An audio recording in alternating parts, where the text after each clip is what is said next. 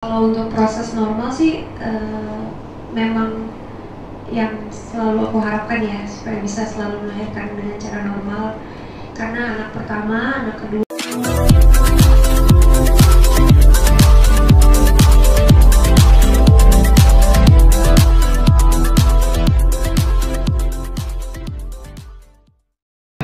Sekarang kita tanya ke yang punya hajat nih, bagaimana ceritanya? Silakan, mau dari Dan dulu atau mamanya boleh, silakan.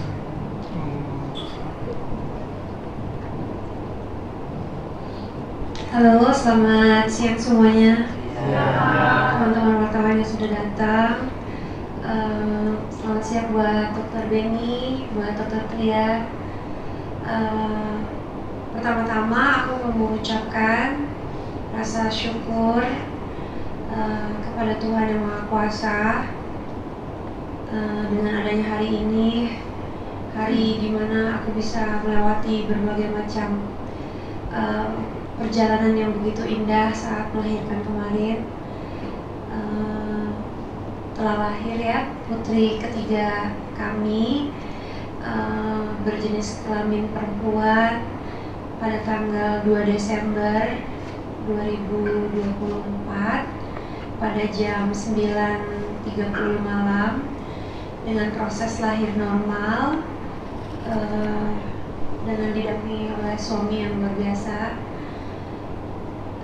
Yang pasti seperti yang sudah diceritakan oleh Dr. Benny dan juga Dr. Tria, bahwa kelahiran kali ini mungkin ada beberapa satu dan lain hal yang bikin aku dan suamiku kita harus stay di rumah sakit sampai 8 hari.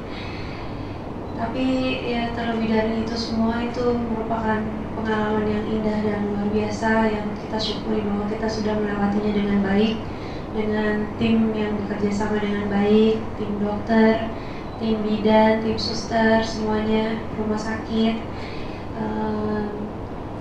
Dan yang paling kita berdua bahagia sekali hari ini, dan mungkin bisa lanjut diceritakan oleh suami saya aja, soalnya saya kebanyakan dalam keadaan lemah dan nggak begitu ingat, lebih ingat ke sakitnya doang. Jadi kalau cerita takut sedih, tapi ya biar suami saya aja yang ceritain. Terima kasih. Selamat siang semuanya. Terima kasih Dr. Tria, Dr. Benny, for your service and for your input. Yang terjadi sama istri ini bukan sesuatu yang boleh kita bilang kecil ya. Ini something yang memang boleh dibilang shocking. Tapi balik lagi, thank you Lord Jesus, everything is fine. With the grace of Dr. Tria and Dr. Benny yang Tuhan pakai untuk bantu istri saya pulih, dan of course untuk istriku yang sangat kuat yang bisa melewati proses ini semua. Aku sampai nggak bisa ngomong. Ya, mungkin langsung aja ke Q&A biar lebih jelas aja. Oke, sesuai request, lihat Vincent yang mau tanya angkatan. Ya Mbak, silakan. Sebelumnya ini dari MNC, Kak Jedar, selamat atas kelahiran putrinya, keren banget, kita mantau juga di sosmed.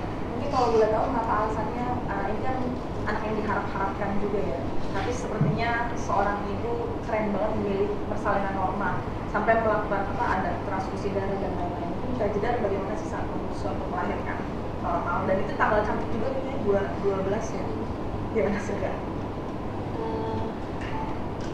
Kalau untuk proses normal sih memang yang selalu aku harapkan ya, supaya bisa selalu melahirkan dengan cara normal, karena anak pertama, anak kedua juga dengan proses normal. Jadi berharap banget kalau anak ketiga bisa normal. Dan kalau untuk tanggal cantiknya tanggal 2 Desember itu sebenarnya itu aku afirmasi kepada diri sendiri dan juga baby. Mudah-mudahan kita bisa bertemu di tanggal 2 Desember gitu. Perbedaannya apa sih Kak? Karena kan ini udah 3 kali normal ya. Dan ini jadi trauma nggak sih? Karena kan kemarin sempat 8 hari di rumah sakit. Kalau saat ini sih saya masih trauma ya, masih takut gitu, masih dalam proses recovery juga gitu. Cuma biasanya hal-hal kayak gini akan menjadi kenangan yang indah, apalagi ketika ketemu sama sang buah hati, semuanya tuh terbayarkan, semuanya menjadi apa ya, pengalaman yang luar biasa aja buat kita berdua gitu. Kita bahas.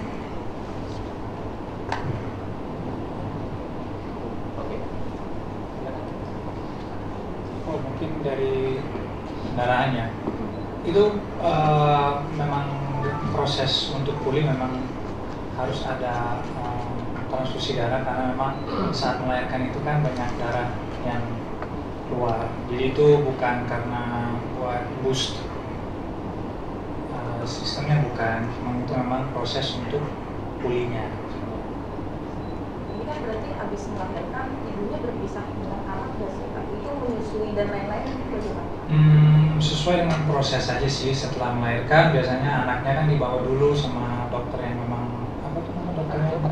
Dokter anak untuk cek jari-jarinya, telinganya, matanya dan lain-lainnya. Saat itu dia masih di ruang persalinan. Jadi sesuai dengan SOP aja sebenarnya. Cuma sesudah itu kan seharusnya menyusui, tapi kan keadaan mamanya saat itu mungkin belum stabil. Tapi bayi itu saya juga diedukasikan bahwa bayi itu kalau lahir masih bisa 3 hari tanpa ASI ya dok. Ya, jadi pas banget. Walaupun babynya nggak langsung dapet ASI, tapi memang bayi itu bisa 3 hari tanpa. So everything is fine, proses juga sesuai, jadi pas banget 3 hari itu mamanya lagi lemas, lagi pulih. Hari keempatnya mamanya udah membaik, bayinya langsung bisa ASI, walaupun ASInya nggak banyak, cuman cukup. Sebenarnya tadi belum dikenalkan putrinya bernama siapa? Itu nanti. Kok saya tahu? Baby Verhak nomor 3. Mungkin ada pertanyaan lagi? Mungkin nggak bisa diinfokan berat tinggi dan lain-lain. Badannya mungkin Kak? Tidak usah nama gitu kan, tapi informasi. Beratnya 3 kilo, Beratnya 3,1, panjangnya 40. beratnya 49.